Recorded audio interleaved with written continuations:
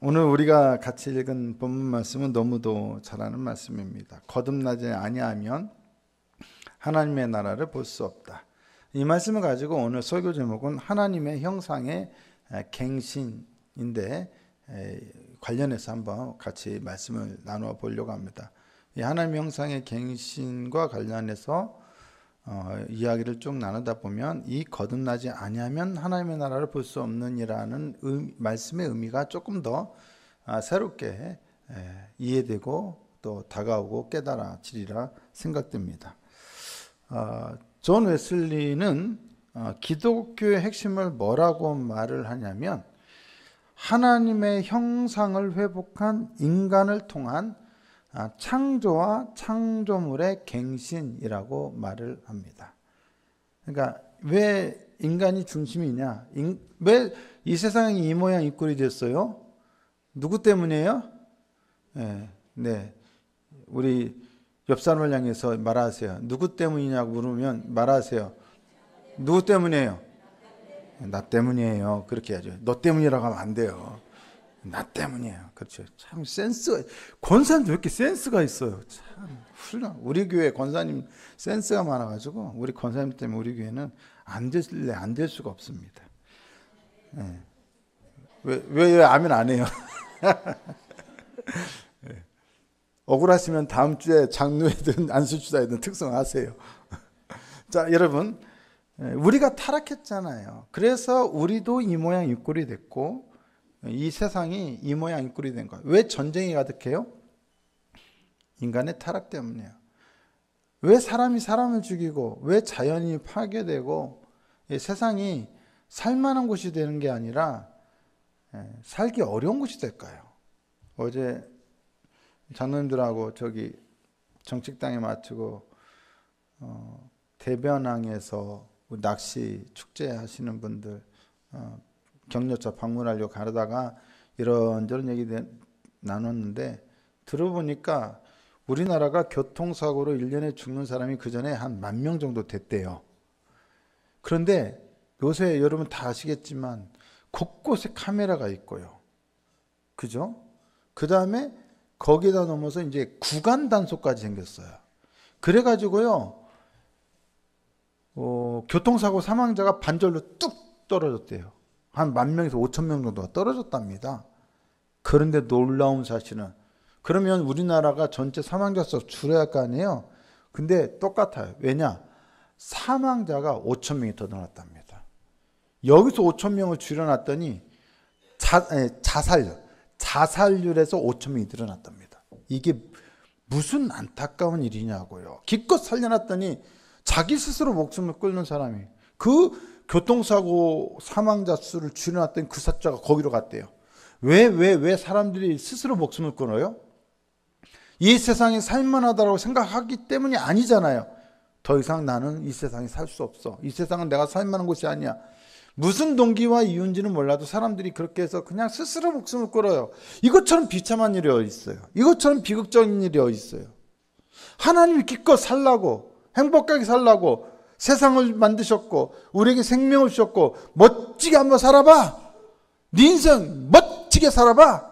그렇게 우리에게 허락하신 세상인데 왜 세상을 그렇게 못 살고 왜 스스로 목숨을 끊어야 하냐고요.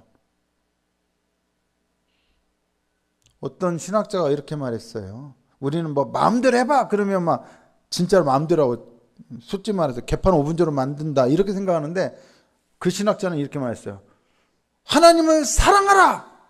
그리고 네 마음껏 해라. 그랬어요. 우리가 하나님만 사랑하면 말씀 안에 있고 성령 안에 있으면 우리가 무엇을 해도 그게 다 하나님께 기쁨이 되고 우리에게 은혜가 되는 줄 믿습니다. 그게 안 되니까 우리가 마음대로 하면 안 되는 거예요. 때때로는.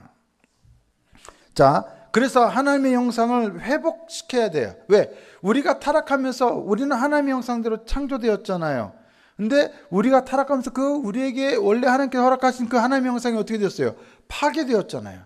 그래서 하나님의 형상의 파괴와 더불어 우리가 살아가는 이 세상도 파괴가 되었어요. 그러면 결국 이 세상을 다시 회복하려면 무엇부터 시작돼야 돼요? 인간을 회복하는 것부터 시작돼야죠. 왜? 인간 때문에 세상이 이 모양 이 꼴이 됐으니까. 사람을 회복시켜야, 즉 사람에게서 파괴된 하나님의 형상을 새롭게 해야, 새롭게 한다는 말이 갱신이죠. 그래서 하나님의 형상을 갱신해야만 파괴된 이 하나님의 창조 세계를 다시 온전하게 회복시킬 수가 있다라는 것입니다.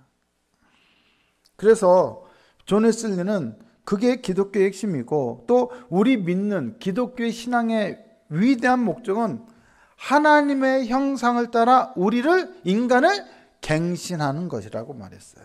우리가 정말 하나님을 제대로 믿는다면, 예수를 정말로 제대로 믿는다면 우리에게서 누구의 모습이 더 많이 보여야겠어요? 하나님의 모습이어야겠어요? 악마의 모습이어야겠어요? 하나님의 모습이어야죠. 그게 하나님의 형상이 지금 우리 안에서 회복되어 가고 있다는 증거예요. 사랑하는 남편들이요, 여러분들이 아내에게서 하나님의 모습으로 보여주셔야 합니다. 저 왼수 저거 맨날 이런 소리 들으면 안 돼요. 여러분 옛날 TV에 나왔잖아요. 천생연분이 내자가 나와서 할머니 할아버지 앉혀놓고 스피드 게임을 했어요. 천생연분, 제시어가 천생연분이에요. 그래 할아버지가 당신하고 나 사이, 그러니까 뭐라 그래요? 왼수 그러잖아요. 아니 그거 말고 내자. 그러니까 할머니가 뭐라 그래? 팽생 왼수 그러잖아요.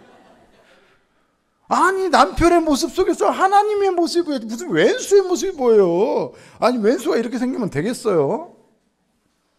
부인도 마찬가지예요. 우리 마누라는 천사 같아, 하나님 같아, 이렇게 돼야지. 부인의 모습 보면 남자가 슬그스면 피해 다니고 집안에서 어떻게든 부인 눈에 안 띄려고. 왜요? 막 자꾸 시키거든. 분리수거해, 설거지해, 집 청소해, 정리 좀 해. 그래서 안 뛰게 어떻게든 피해 있어. 남자들은 동굴 속에 들어가 있어. 서로 간에 여러분, 우리가 하나님의 모습, 은혜로운 모습을 봐야죠. 그렇습니까? 안 그렇습니까? 존말 날 때 대답 좀 해보시죠. 자, 그래서 인간이 하나님의 형상이라는 거, 말이 어렵게 느껴질 수 있는데 어려운 게 아니에요. 하나님의 형상이라는 것은 영어로 말하면 하나님의 이미지. 여러분들이 어떤 이미지를 보면 그 이미지가 나타내는 바가 머릿속에 떠올리게 돼 있어요. 그래요, 안 그래요? 태극기를 딱 보면 뭐가 떠올라요? 대한민국 딱 떠올라잖아요. 그죠? 십자가를 보면 딱 뭐가 떠올라요? 예수 그리스도 떠오르잖아요. 교회 하면 또 떠오르는 게 있잖아요. 그죠? 그것처럼 이미지란 그것이 상징하는 뭔가를 가리키는 거예요. 그러니까 우리가 하나님의 이미지, 하나님의 형상이라는 것은 우리를 볼 때 누구를 보는 것처럼 느껴지게 만드는 거예요? 하나님을 보는 것처럼 느껴지게 만드는 거예요. 그런데 인간이 자신이 하나님을 보여주고 나타내줘야 할 존재로 지음받았는데, 지가 하나님을 배반하고 하나님께 반역하고 하나님의 말씀에 불순종하니까 그 인간에게서 하나님의 모습이 보여요, 안 보여요? 안 보여요. 아니, 살인자의 모습 속에서 하나님의 모습이 보여요, 여러분? 도둑놈 모습 속에서 하나님 모습이 보여요? 안 보여. 볼 수가 없는 거예요. 불신자의 모습 속에서 하나님의 모습이 보여요? 우리 최소한 천사들처럼 찬양하고 특성을 하나님께 영광 돌리는 권사님들의 모습 속에서는 하나님의 모습이 보이지. 아멘 안 하는 거 보니까 자신감이 없나 봐요. 여러분, 우리가 하나님의 형상이라는 건 바로 그거예요. 그래서 인간이 하는 일을 통해서나 인간의 모습 속에서나 인간이 하나님을 향해 하는 모습이나 피조물에게 하는 모습 통해서 결국 모든 것을 통해서 누구의 모습이 드러난다고요? 하나님의 모습이 드러나는 거. 하나님이 떠올려지는 거. 저 사람이 하는 걸 보니 하나님이 이런 분이구나를 느끼게 해주는 거. 그게 뭐다? 하나님의 형상이다. 하나님의 이미지다. 옛날에 제가 부목사 시절에 우리 아들놈이 한 4, 5살 막 이럴 때 막 집에 교회에서 막 풀어놔요. 엄마 너 어디 갈 거야? 아빠는 사역하느라 바쁘고. 막 혼자 막 돌아다녀. 근데 우리 교회를 다니시는 분은 아닌데 새벽마다 오시는 분, 또 수요 예배만 오시는 분 있어요. 주일 예배는 본인 교회 가고 맨날 와서 이제 제 설교를 듣는 거예요. 한 번은 우리 아들 딱 봤대요. 그더니 딱 그랬대요. 야, 너 황 목사님 아들이지 그랬다는 거예요. 딱 보니까 누구 닮았어요? 황 목사. 맨날 설교 듣는 황 목사 닮는 거예요. 우리 아들한테 그랬다는 거예요. 그분이. 그러니까 우리를 보면 사람들이 다른 존재가 우리를 보면 누구를 보는 것처럼 하나님을 보는 것처럼. 그래서 하나님을 드러내고 나타나게 하는 것, 하나님을 반영하는 것, 그것이 바로 하나님의 형상이에요. 그래서 인간이 하는 일이 하나님을 나타내는 것이기 때문에 하나님은 인간에게 창조 때부터 두 가지 직분을 허락하신 거예요. 뭘까요? 두 가지 직분. 하나가 왕이고 하나가 제사장이에요. 우리가 만물을 통치하면 누구의 통치처럼? 하나님의 통치처럼 정의와 화평과 은혜와 자비와 긍휼로 친절함으로 통치하면 하나님의 통치를 받고 있다라고 느끼게 되는 거예요. 또한 제사장이 직분이에요. 하나님께서 세상에 주는 모든 축복을 인간을 통해서 흘러가게 하는 거예요. 그리고 모든 만물이 감사하는 마음으로 하나님을 찬양하고 싶을 때 그 모든 찬양을 마음을 모아 하나님께 올려드리는 것, 그게 누구다? 제사장이라고요. 아니, 그런 제사장과 왕이 되도록 우리를 하나님의 형상으로 만드셨다고요. 아멘? 그래서 요한계시록의 마지막에 인간이 회복되면 어떤 결과가 나오냐? 요한계시록 5장 10절 보면 어떻게 나와 있을까요? 네, 성경을 찾아보시죠. PPT 준비 안 했습니다, 일부러. 여러분의 성경을 찾아보세요. 요한계시록 5장 10절에 뭐라고 되어 있습니까? 찾아서 한번 같이 한번 읽어볼게요. 네, 요한계시록 5장 10절. 네, 성경 넘기는 소리 얼마나 좋습니까? 최고로 좋은, 듣기 좋은 소리예요. 자, 한번 읽어볼까? 시작. 그들로 우리 하나님 앞에서 나라와 제사장들을 삼으셨으니 그들이 땅에서 왕 노릇하리로다 하더라. 그동안 인간이 타락해서 인간이 감당하지 못하던 왕적 직분과 제사장적 직분이 그 마지막 날 예수님 오시는 그때 어떻게 된다? 온전히 회복된다는 거예요. 이게 원래 우리가 창조되었던 목적이었고 이유였어요.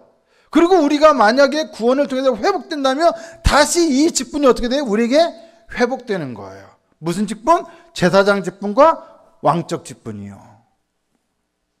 근데 인간이 결국 뭐 때문에 비극적인 삶을 살게 되었어요? 타락했어. 우리에게 주어진 하나님을 반영하도록. 여러분, 하나님을 반영한다는 것은 우리가 기쁨으로 하는 것이고 억지로 하는 게 아니에요. 그죠? 억지로 하는 게 기쁨으로. 근데 자유를 줬어요. 그래서 하나님께서 우리에게. 근데 그 자유를 오용해서 하나님을 드러내는 게 아니라 자기가 왕이 되려고 했어요. 하나님께 반역을 했어요. 그래서 어떻게 되었어요? 원래 하나님께서 허락하셨던 모든 복과 은총이 다 우리에게서 떠나가고, 그리고 모든 하나님과 우리의 모든 관계는 다 파괴되었어요. 창조되었을 당시에 모든 관계가 파괴되었는데 두 가지 관계가 대표적으로 파괴되었죠. 하나는 하나님과의 관계가 파괴되었어요. 우리는 이제 하나님께 기꺼이 자유롭게 기뻐하는 마음으로 하나님을 예배하고 그분께 순종하는 자가 아니라 이제 하나님께 반역하고 불순종하는 존재가 되었어요. 두 번째, 피조물과의 관계가 파괴되었어요. 모든 피조물을 사랑으로 다스리는 게 아니라 적대하고 공격하고 파괴하고 빼앗고 죽이고 미워하는 것 관계가 되어버렸어요. 그 피조 관계 속에는 인간과 인간의 관계도 포함이 돼요. 가장 대표적인 게, 여러분, 결혼은 왜 합니까?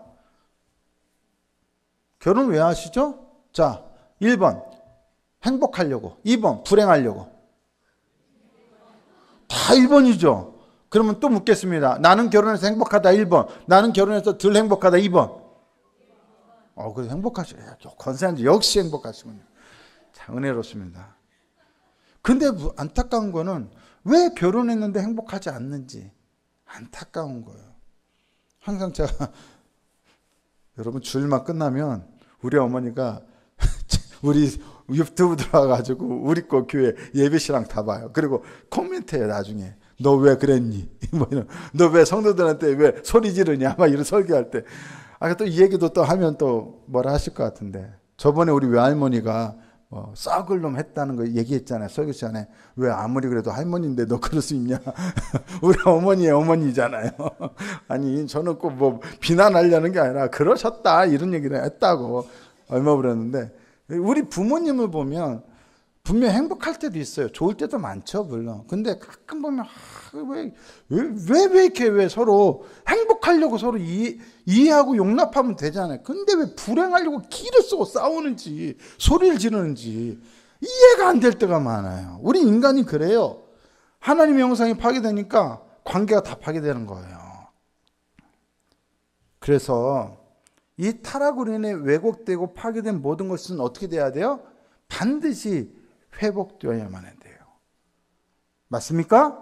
여러분의 몸이 아프면 회복되는 거예요. 하나님이 건강하게 살라고 우리를 몸을 주셨지 아프라고 주신 게 아니에요. 여러분 물질적으로도 여유로워야지 물질적으로 궁핍하고 지질이 궁상맞게 살라고 우리에게 이 세계를 허락하신 게 아니에요. 우리에게 직장을 주시고 사업장을 주신 것은 여러분 우리가 엄청난 떼부자가 되지는 않더라도 최소한 물질 때문에 하나님의 자녀인데 궁핍하게 살지는 말라는 거예요. 먹을 건 있어야 할 거 아닙니까? 먹을 거는. 입을 건 있어야 할 거 아닙니까? 애들 학교는 보내야 할 거 아닙니까? 가르치긴 해야 할 거 아닙니까? 그게 하나님의 뜻이라는 거예요. 그래서 우리에게 이런 좋은 직장도 주시고 그리고 사업장도 주신 거 아니겠습니까? 근데 우리가 하나님께서 우리가 이 세상에서 살아갈 때 행복하라고 만들었는데 우리가 타락해서 우리가 잘못해서 이 땅에서 우리 삶이 지금 어떻게 됐어요? 파괴됐어요. 창조 세계가 파괴되었다고요. 누구 때문에? 우리 때문에. 그러면 하나님은 우리를 만드신 거나 세상을 만드신 거나 우리를 행복하게 하기 위해서 만드신 거라면 물론 우리의 잘못 때문에 이것이 다 파괴되었지만 하나님이 그것이 원래 이것을 만드신 목적이라면 당연히 그 하나님의 목적이 지금 제대로 이루어지지 않을 것 같으면 어떻게 해야 돼요? 하나님이 나서야 돼요? 안 나서야 돼요? 나서야죠. 반드시 파괴된 모든 것을 회복해야 합니까? 안 해야 합니까? 회복해야죠. 왜? 하나님이 만드신 거잖아요. 그죠? 여러분 생각해 보세요. 하나님이 세상을 창조하셨어요. 근데 인간의 타락으로 이 세상에 뭐가 들어왔어요? 죄가 들어왔어요. 악이 들어왔어요. 그러면 이 죄와 악은 세상을 파괴해 막 오염시켜 부정하게 만들었어요. 온갖 죄악이 온 지구 표면을 다 덮고 있어요. 그러면 하나님이 아유 저 더러운 지구, 아우 저 피조세계 너 죄악으로 나는 끔찍해서 보기도 싫어, 냄새도 맡기 싫어. 하나님이 그렇게 놔두실 수 있어요? 그러면 하나님은 어떤 하나님이에요? 당신이 만드신 것을 파괴되고 부정된 채로 놔두시면 하나님은 누구한테 패배한 거예요? 그거를 오염시킨 죄와 악에게 패배한 거예요. 당신의 것인데 지금 누구한테 뺏긴 거예요?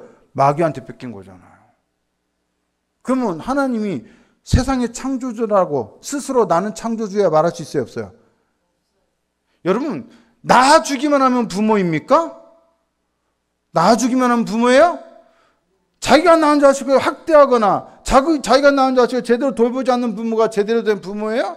부모라면 자고로 낳기만 하는 것이 아니라 잘 키워야 하고 성장하게 하고 그리고 내 거니까 내가 꼭 데리고 사는 게 아니라 어떻게 해야 돼요? 좋은 부모는 분가해서 출가하게 만들어야 돼요. 떠나게 만들어야 돼요. 부모 곁을. 그래서 한 몸 이루게 해야 돼요. 그게 부모의 역할이에요. 하나님은 우리를 창조를 만드셨으며 야 네가 더러지든 말든 난 신경 안 써. 이게 창조주가 아니라 이 창조 세계가 창조물이 행복하게 살도록 끝까지 어떻게 해야 돼요? 하나님이 창조주로서 책임을 져야 돼요. 그런데 인간의 죄 때문에 타락 때문에 이 세계가 망가졌다면 어떻게 해야 돼요? 회복시켜야 돼요. 회복시키지 못하면 하나님은 악에게 패배한 거야. 마귀한테 패배한 거야. 그럴 수 있습니까? 없죠. 당연히 나서야 돼요. 그렇지 않다면 하나님은 진정한 창조주가 아닌 것이죠. 그래서 이 세상을 다시 회복하는 걸 우리가 뭐라고 말하냐? 구원이라고 말하는 거예요. 구원. 아멘? 여러분 구원하면 여러분 뭘 먼저 떠올리십니까? 구원하면 오늘 정확하게 여러분 이해하고 가셔요. 구원에 대한 이미지가 크게 두 가지가 있다고 볼 수 있어요. 성경에. 누가 정리했냐? 이 두 가지를 누가 정리했을까요? 황 목사가 정리했습니다. 제가 준비한 설교니까. 구원의 이미지는 크게 두 가지예요. 하나는 뭐냐? 우리가 구원이라고 하는 일반적인 말로 쓰지만 그 내용 안에는 두 가지의 이미지가 있어요. 하나는 구출의 이미지예요. 구출. 구조라고도 할 수 있죠. 여러분 그 보통 119가 출동하면 이렇게 구조하잖아요. 그걸 레스큐라고 하잖아요. 영어로 구조대원들. 예, 그죠? 그게 구조예요. 구출이에요. 누군가 나를 위험으로부터 구출해 주는 거. 이게 구원이에요. 근데 대부분의 그리스도인들이 갖고 있는 구원의 이미지는 이 구출의 이미지에 가까워요. 우리가 타락한 세상이 있으니까, 이 타락한 세상에서 살 수 없으니까 우리가 죽으면 우리의 영혼을 여기서 구원해서 어디로 데려가요? 천국으로 데려가. 이걸 구출의 이미지로 갖고 있어요. 여러분, 이건 어디까지나 이미지입니다. 그래서 이게 잘못됐다, 잘됐다라고 말하면 안 되고 이미지예요. 그냥 어디 이미지. 그래서 출애굽의 이미지가 이 구출의 이미지에 가장 가까워요. 출애굽에서 애굽의 종되었던 땅에서 어떻게 했어요? 구원했어요. 구출해 줬어요. 그래서 그들을 어디로 들어가게 해요? 가나안 땅에 들어가게 했어요. 근데 여러분, 근데 문제는 이 구출의 이미지는 너무 좋아요. 구원에 대해서 이해하기 가장 좋은 이미지예요. 간단하잖아요. 나를 고난과 아픔과 고통과 슬픔과 타락과 부패로부터 나를 어떻게 한다? 구원해 준다. 구출해 준다. 얼마나 좋아요. 그런 의미에서 예수님이 우리의 구원자인 건 맞지요. 죄로부터 구원해 준다. 사망으로부터 구원해 준다. 심판으로부터 구원해 준다. 우리의 인간의 공경으로부터 구원해 준다. 구출의 이미지죠. 근데 문제는 이건 너무 좋은 이미지인데 이것으로는 뭘 얘기하기가 힘드냐? 창조 세계의 온전한 회복에 대해서는 말하기가 어렵다는 거예요. 그냥 우리가 어디로 그냥 좋은데 안전한데 가고 있으면 되는 것이지 이 세계가 어떻게 되는 말든 신경 안 써도 되는 거예요. 이거는. 그래서 또 하나의 이미지가 필요해요. 회복의 이미지. 혹은 새로운 창조의 이미지가 필요해요.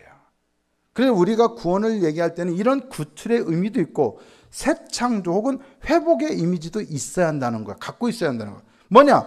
우리가 타락한 세상에서 살고 있기 때문에 우리가 고통을 당하잖아요. 그래서 어떤 면에서는 그것에서 그 위기와 고통에서 우리를 건져주시는 구출해 주시는 이미지도 필요하지만 때로는 우리가 살아가는 세상을 완전히 새롭게 함으로써 그 세상에서 우리가 아름답게 살아갈 수 있도록 새롭게 그 세상을 회복하는 것, 새롭게 창조하는 것, 그 이미지도 우리가 있어야 돼요. 그러려면 그 땅에 살아가는 우리부터 어떻게 해요? 하나님께서 새롭게 창조해야 한다는 거예요.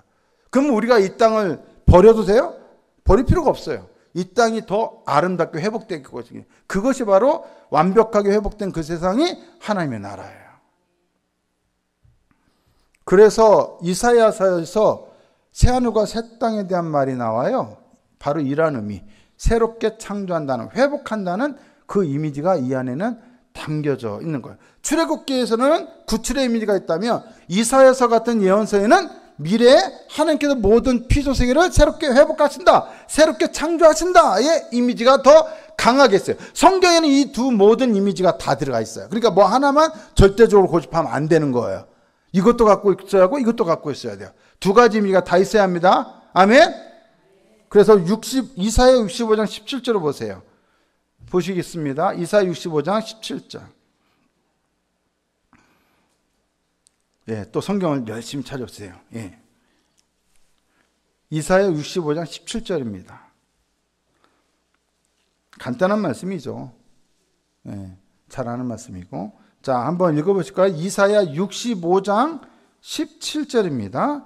이사야 65장 17절 시작. 보라, 내가 새 하늘과 새 땅을 창조하나니. 보세요. 새 하늘과 새 땅을 창조한다. 그게 결국 뭐예요? 새로운 창조죠. 그래, 이 기존에 파괴되었던 거, 왜곡되었던 거, 부정해졌던 거를 어떻게 한다? 온전히 새롭게 창조한다. 죄인된 인간들을 새롭게 새 사람 되게 한다. 누구 안에서? 예수 그리스도 안에서 성령을 통하여. 그와 같이 새롭게 창조한다는 거야. 파괴되었던 것들을 온전히 다시 온전케 하는데 놀라운 거는 예전과 똑같이 다시 회복시키는 게 아니라 예전 것을 뛰어넘는 새로운 것으로 창조한다는 거예요. 예수님의 부활이 신령한 몸으로 부활했잖아요. 우리의 일반적인 육신과는 비교할 수 없는 새로운 피조 형태가 되는 것이죠. 자, 새롭게 회복되는 것이 하나님의 형상으로 회복되는 것이 그래서 우리가 필요하다는 거예요. 근데 여러분 중요한 거, 그럼 하나님의 형상은 뭐예요? 하나님의 형상은 아까 말씀드렸죠. 우리 모습을 통하여 이미지라고 했죠. 하나님의 모습이 보여지는 거라고 그랬어요. 그런데 계몽주의 시대 이후에 사상가들은 인간의 이성과 양심이야말로 우리 안에 있는 하나님의 형상이라는 말을 했어요. 근데 문제는 만약에 인간의 이성과 양심이 하나님의 형상의 전부라면 인간의 이성과 양심을 잘 훈련하고 개발하면 하나님의 형상이 회복될 수 있어요, 없어요? 있죠. 그게 하나님의 형상이라며. 그래서 근대 이후에 계몽주의 사상가들은 그 얘기를 하는 거예요. 그런데 우리가 따르는 성경, 기독교 신학, 그리고 특별히 우리 교단의 웨슬리 신학에서는 그렇지 않다는 거예요. 하나님의 형상은 우리 안에 있는 이성과 양심이 아니라 하나님과의 관계를 통하여 우리가 하나님의 이미지를 드러낼 수 있고 하나님의 은혜와 자비와 사랑과 구원을 세상 가운데 반영해 주는 것이다. 그러려면 결국 무엇으로만 그게 가능하다? 하나님과의 온전한 관계로부터만 그게 가능하다. 즉 하나님과의 관계가 깨지면 그 깨어진 관계를 하나님과 깨어진 관계 속에 있는 사람이 하나님의 형상을 반영할 수 있어요, 없어요? 없지요. 그러면 무엇이 전제가 돼야 돼요? 하나님과의 관계가 회복되는 게 전제가 돼요. 그래야 하나님의 형상이 회복될 수 있어요. 이성과 양심이 아무리 발전했어도 하나님과의 그것으로 하나님의 관계를 회복시킬 수 있어요, 없어요? 불가능하다는 거예요. 그래서 웨슬레는 뭐라고 하냐? 하나님의 형상을 그럼 무엇이 회복시킬 수 있느냐라고 말했을 때 결국 무엇으로만 회복될 수 있어요? 우리 안에 있는 내재적인 이성과 양심 같은 그런 내재적인 가능성과 힘과 인간의 능력을 통해서가 아니라 어디로부터? 인간 바깥으로부터 오는 능력. 달리 말하면 위로부터 오는 능력. 누구죠? 성령의 능력. 하나님의 능력으로부터만 우리가 깨어진 하나님과의 관계가 회복될 수 있다라는 거예요. 아무리 인간의 이성과 양심이 대단하다 한들 웨슬리는 그 인간의 이성과 양심이 우리 안에서 역사하는 성령의 역사를 결코 대신할 수 없다라고 얘기해요. 맞습니까? 오직 하나님의 능력으로만 우리가 하나님과의 관계를 회복할 수 있습니다. 성령의 능력으로만 하나님과의 관계를 회복할 수 있습니다. 아멘? 무엇으로부터만? 위로부터 오는 능력으로부터만. 우리 속으로부터 나오는 능력이 아니에요. 어디로부터? 위로부터 오는 능력으로 통해서만. 그래서 요한복음 3장 3절로 다시 돌아가 보면 한번 보여주세요. 자, 여기서 뭐라고 말해요? 거듭나지 아니하면 하나님 나라를 볼 수 없다고 했죠. 거듭난다는 게 무슨 뜻이에요, 여러분? 거듭난다는 게 무슨 뜻이에요? 우리는 거듭난다 하면 다시 태어난다, 이런 의미로 많이 알고 있어요. 맞아요. 다시 태어나는 거. 근데 거듭나다라는 말을 가리키는 헬라의 원어는 아노텐이란 말인데 이게 다시 태어나다라는 뜻도 있지만 또 무슨 뜻도 있냐? 위로부터 태어나다라는 뜻도 있어요. 이해되십니까? 위로부터, 즉 누구로부터? 하나님으로부터 오는 영적인 생명으로만, 하나님으로부터 오는 영적인 능력으로만 우리가 어떻게 될 수 있다? 다시 태어날 수 있다. 쉽게 말하면 새롭게 태어날 수 있다. 달리 말하면 새롭게 창조될 수 있다. 우리가 그렇게 하나님의 형상을 회복할 수 있는 길은 오직 위로부터 오는 능력, 성령의 능력, 하나님의 능력으로부터만 우리가 하나님과의 깨어진 관계를 회복하고 그것으로서 우리에게 파괴되어진 하나님의 형상을 회복함으로써 그렇게 하나님과의 관계가 회복된 사람에게서 누구의 모습이 보여져야 돼요? 어떤 이미지가 나와야 돼요? 하나님의 이미지가 나와야 돼요. 이게 바로 거듭난다는 말씀의 의미인 거예요. 그런 사람만이 하나님의 백성으로서 하나님 나라에 들어갈 수가 있는 거예요. 아멘? 자, 정말 우리가 결론입니다. 정말로 예수님을 믿음으로써 성령의 은혜로 능력으로 우리 안에 하나님의 형상이 지금 회복되어 가고 있다고 한다면 그게 기독교 신앙의 목적이에요. 그죠? 우리 안에 있는 하나님의 형상을 회복하는 것에 대한 믿음이 기독교의 믿음이에요. 우리는 믿음을 통해 그것을 회복하는 거예요. 그러면 우리 안에서 누구의 모습이 많이 보여져야 돼요? 아까도 말씀드렸지만 하나님의 모습이 많이 보여져야지 악한 악마의 모습이 더 많이 보여져서는 안 된다는 거예요. 사랑하는 성도 여러분, 우리는 나의 모습 속에서 하나님의 모습이 더 많이 보여질 수 있는 사람이 되어야 합니다. 때로는 우리가 인간인지라 연약한 죄인인지라 막 욱하는 그런 것도 있고, 그죠? 욱하잖아요. 여러분 욱해요 안 해요? 하잖아요. 누구만 하는 건가? 저는 할까요 안 할까요? 네, 안 할 거 하잖아요. 하죠 당연히. 욱 안 하는 사람이 어디 있어요? 저도 한 욱합니다만, 여러분 그렇게 실수할 수 있고 잘못할 수 있고 잘못 판단할 수 있고 분별력 잘못할 수도 있어요. 그런 연약한 부분이 우리에게 분명히 있어요. 하지만 그런 실수에도 불구하고 그래도 일상에서 우리의 모습 속에서 친절함과 따뜻함과 사랑과 은혜와 위로의 말이 더 많아지며, 아, 이 사람에게서 뭔가는 모르겠지만 믿지 않는 사람 입장에서 아, 이런 게 하나님 믿는 거구나, 아, 이런 게 하나님의 모습이구나를 느끼게 해줄 수 있어야 한다는 것이죠. 그것이 기독교 신앙의 목적이어야 한다는 거예요. 이게 그리고 구원받는 자의 모습이고, 이러한 형상의 회복이 결국 뭐다? 구원이라는 거예요. 그리고 그렇게 우리가 회복됨으로써 결국 궁극적으로 우리가 살아가는 이 세상도 온전하게 새롭게 창조되어 회복될 수 있다. 이것이 바로 지난주 새로운 창조에 이어서 하나님의 형상을 우리에게서 회복함으로써 새로운 창조가 시작될 수 있다라는 말씀을 이어서 오늘 같이 나누었던 것입니다. 사랑하는 성도 여러분, 다른 건 다 잊어도 돼요. 신학적으로 내용은 복잡한 건 제가 일부러 그런 내용 다 뺐어요. 지난주 해보고 지지난주구나.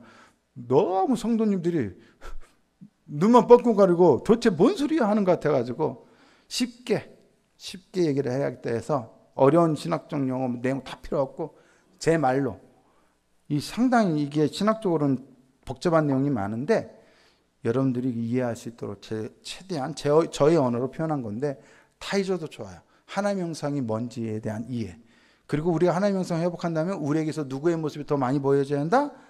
하나님의 모습이 보여져야 한다. 이렇게 돼야 돼요. 그래서 가끔 그 외부 강사님들 그 초청해서 설교 듣다 보면 그렇게 뭐 말하는 분이 있어요. 옆 사람하고 보라가면서 당신을 보니 꼭 예수님을 보는 것 같습니다. 이렇게 시키는 분들 있죠. 저는 그게 맞다고 봐요. 나를 봤을 때 누군가가 예수님을 보는 것 같이 느껴지게 만드는 거예요. 그게 신앙인이에요. 자, 옆에 분들하고 한번 같이 얘기해 볼까요? 좌우에 계신 분, 앞뒤에 계신 분. 당신을 보니 꼭 예수님을 보는 것 같습니다. 당신을 보니 꼭 하나님을 뵙는 것 같습니다. 네, 이렇게 돼야 합니다. 성도를 보고 저 왼수 같은 거 또 많았네? 이러면 안 돼요. 하나님을 보는 것 같습니다 라고 돼야 돼. 제발 저도 그렇고 여러분도 그렇고 서로 그렇게 돼야 돼요. 여러분, 그게 진짜 신앙이에요. 그게 예수님 믿는 거예요. 저는 우리 교회가 그런 교회가 되면 전도는 자연적으로 된다. 자연적으로 된다. 그건 하나님의 형상을 온전히 회복하는 하나님의 일에 우리가 믿음으로 순종해서 온전히 그 일에 따라가고 그 일이 우리 가운데서 이루어질 수 있는 축복이 임하기를 예수님의 이름으로 축복합니다.